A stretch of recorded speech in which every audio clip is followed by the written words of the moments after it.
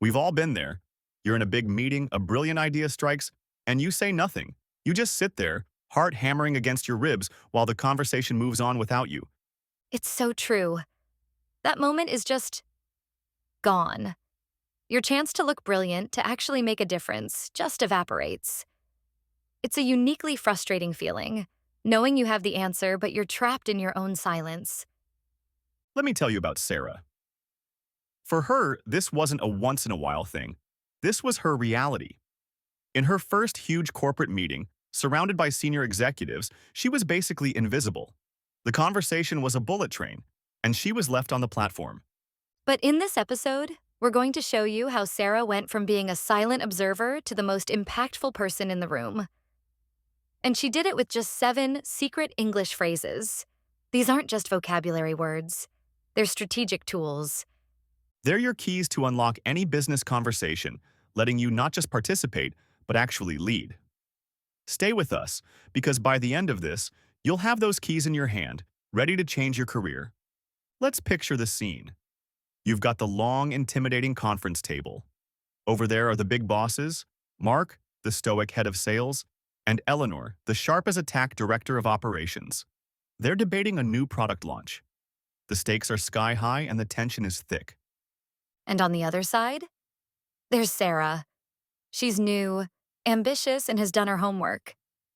She spent the last week buried in market data and found a massive flaw in their plan, a flaw that could cost the company millions.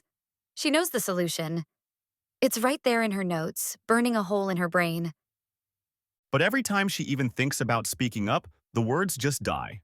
Mark and Eleanor are volleying arguments back and forth like pro tennis players. How can she possibly interrupt? What if her idea sounds dumb? What if they just dismiss her? Exactly. That fear feels like a physical weight pinning her to the chair. She watches in agony as they get closer to finalizing a decision she knows is wrong. Her manager, David, sitting next to her, gives her a look. He knows she has something to say. But the moment slips away. The meeting is ending, and Sarah is about to be just another forgotten face who failed to make a mark. It's a horrible feeling being unheard. It's not about a lack of ideas, but a lack of the right tools to express them. But what if a few simple phrases could part the waters and command the attention of the entire room? This is where Sarah's story takes a turn. This is where she finds the 7 phrases that change everything. Hurdle number 1 in any fast-paced meeting: actually getting a word in. Senior leaders can dominate the airtime, and if you wait for a perfect silent pause, you'll be waiting forever. You don't need to be rude. You need to be strategic. Right? So Sarah saw a tiny gap. Mark had just finished making a point. Before Eleanor could respond, Sarah deployed her first secret weapon. This is secret phrase number 1. If I could just jump in here for a moment. This works so well because it's the perfect blend of polite and firm. The word just softens it so you don't sound aggressive. For a moment signals that you respect their time and will be concise. The key is that you aren't asking for permission. You're politely announcing your arrival in the conversation. Here's how it went down. Sarah took a deep breath and, in a clear voice, said, "If I could just jump in here for a moment. I was looking at the demographic data from our pilot study, and I noticed something that might impact this strategy." The effect was instant. Mark and Eleanor both stopped and turned to look at her. Not with annoyance, but with curiosity. She had used a professional, respectful tool to enter the chat. In one sentence, she went from invisible to visible. She hadn't even shared her big idea yet, but she'd already cleared the first and hardest hurdle. She had the floor. Now that Sarah had their attention, she couldn't just say, "Your idea is wrong." That's the fastest way to put a senior executive on the defensive. The trick is to frame your contribution not as a correction, but as a collaboration. This brings us to our next phrase, which is designed to build on what's already there. Secret phrase number 2 is building on what person's name said. This little phrase is brilliant. It does 3 things at once. First, it shows you were actually listening, major respect points. Second, it validates their contribution, making them feel good about what they said. Third, It positions your idea as an evolution of their thought, which makes them feel like a co-owner of your insight. It totally lowers their defenses. Watch how Sarah used it. Building on what Mark said about targeting the 25 to 35 age group, she began. The pilot data shows that while they're interested, the 40 to 50 demographic actually showed a much higher purchase intent. I'm wondering if we're overlooking a more lucrative market. You see that? She didn't say, Mark, you're wrong. She said, building on what Mark said, and then presented her data as an expansion. She even framed her conclusion as a gentle question. I'm wondering if… Mark, instead of getting defensive, leaned forward. That's interesting, he said. Show me that data. She hadn't just presented her idea. She'd made the most powerful person in the room ask to hear more.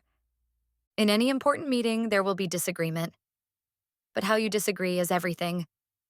You need to challenge the idea without challenging the person. Eleanor, the director of operations, was skeptical. The 40 to 50 market is tough, she argued.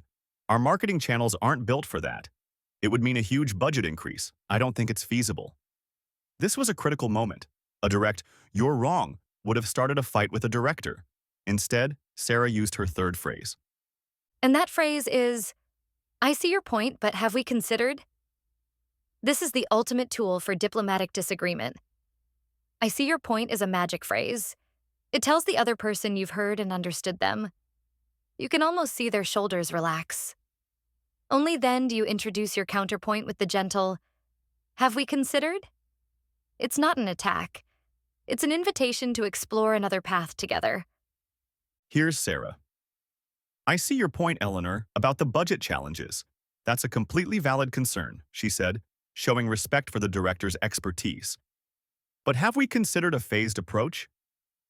We could start with a low-cost digital campaign just to test the waters. If the return is as high as the data suggests, that builds a strong case for a bigger budget next quarter. Eleanor paused.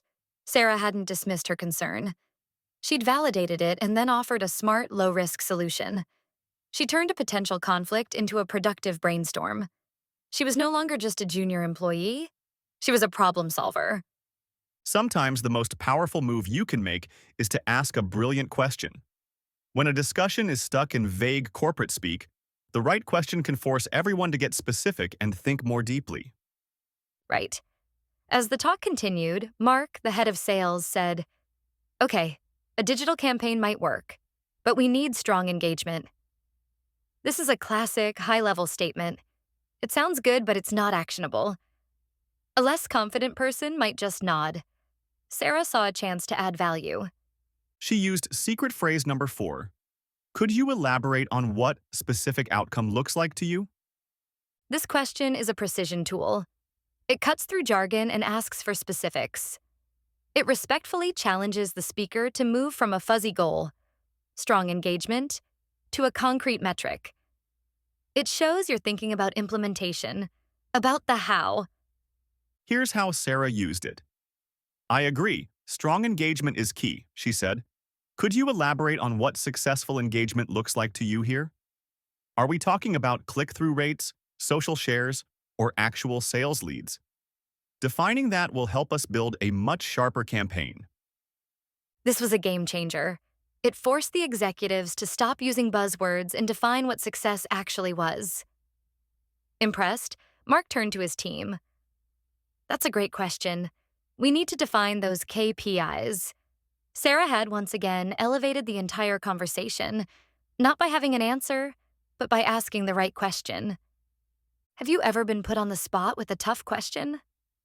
The pressure to answer instantly can make you fumble. Here's a secret from confident speakers. They control the pace. They know how to give themselves a moment to think without looking incompetent. Totally. Eleanor, now fully on board, turned to Sarah with a tough one. Sarah, based on the data, what's your best estimate for the customer acquisition cost for this new demographic? Tough question. The answer wasn't simple. Instead of panicking, Sarah used her 5th secret phrase. That phrase is, that's an important question. Let me take a moment to think through the best way to answer that. This line is a professional, hold on a second. It does two things beautifully. It flatters the person who asked, "That's an important question." And it gives you 10 to 15 seconds of guilt-free thinking time. The silence isn't awkward, it's respectful. You've earned it. Sarah said it calmly. That's an important question, Eleanor. Let me take a moment to think through the best way to answer that.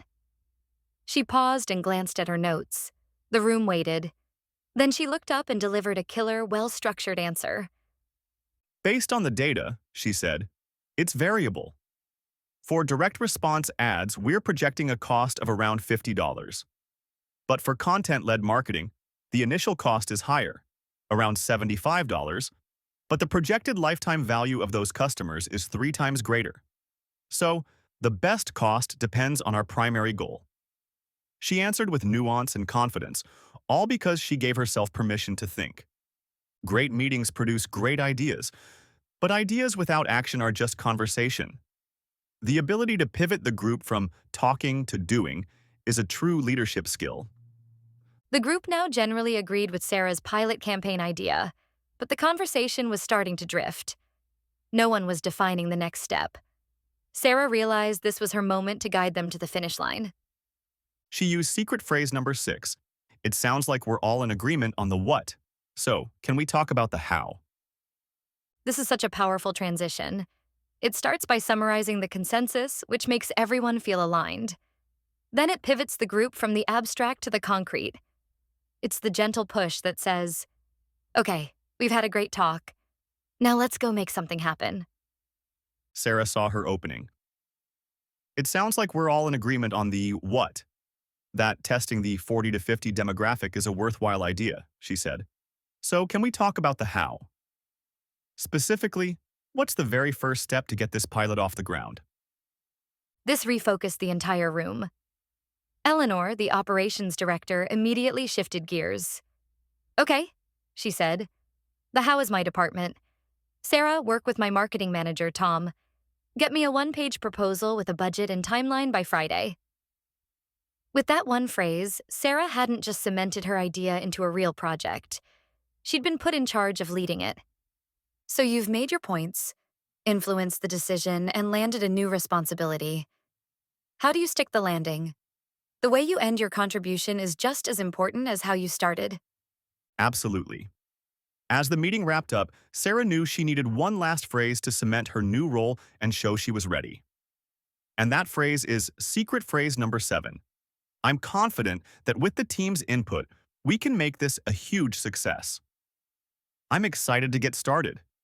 This is the perfect sign-off. I'm confident shows you believe in the project and yourself. With the team's input shows you're a collaborator, not a lone wolf. And I'm excited to get started shows enthusiasm and a proactive attitude. It's a powerful, positive, and action-oriented finish. As the meeting formally closed, Sarah looked at Eleanor and her manager and said, I'm confident that with the team's input, we can make this a highly effective pilot campaign. I'm excited to get started. It was the perfect closing statement. Professional, positive, and ready for action. After the meeting, as Sarah was packing up, Mark, the head of sales, came over. That was impressive, Sarah, he said. Really good work today. Her own manager was beaming. You completely changed the outcome of that meeting, he told her. That's the kind of impact I knew you could make. Sarah didn't just survive the meeting, she owned it. And she did it by understanding that in business, language isn't just for talking, it's for influencing. Let's quickly recap the 7 phrases. If I could just jump in here for a moment, to politely take the floor. Building on what person's name said, to frame your idea collaboratively. I see your point, but have we considered? To disagree with grace. Could you elaborate on what specific outcome looks like to you? To dig for specifics. That's an important question. Let me take a moment. To buy yourself thinking time. It sounds like we're in agreement on the what. Can we talk about the how to drive action? I'm confident, and I'm excited to get started, to end on a high note. These phrases aren't magic, but they work. They are your tools for unlocking your own potential in any business meeting. So here's our challenge for you. Don't try to memorize all 7 at once. Just pick one, the one you need most right now. Commit to using it in your very next meeting. Create your moment. And we'd love to hear how it goes. Drop a comment below and tell us which phrase you're going to try first. Or if you have another killer phrase for meetings, share it with everyone. If this was helpful, hit that subscribe button and turn on notifications so you never miss a lesson on how to communicate with confidence and power.